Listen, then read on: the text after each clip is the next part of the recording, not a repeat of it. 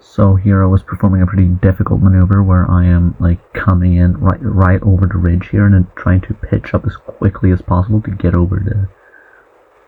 the peak of the mountain. And here I'm quite relieved that I managed to pull it off. And so I do a barrel roll, and I realize that the plane is not really like maneuvering the way I expected it to. And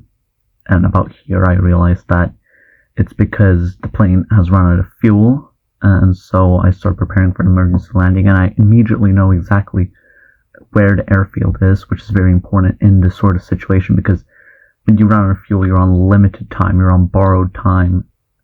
So I immediately now here, I turn off my AOA limiter in order to perform some better low-speed maneuvers, because I have to land this thing on the first try because I can't do any go-arounds, and so I'm now gliding. I know that I have a lot of altitude to shave off, and so I have a pretty steep approach in order to save as much speed as possible.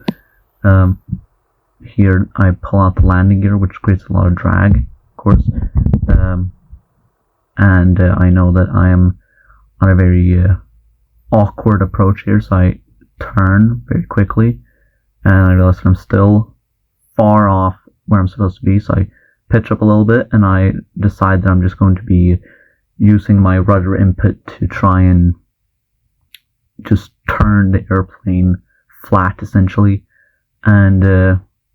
somewhere around here I realized that I have lined this thing up pretty much perfectly, and it's not just a matter of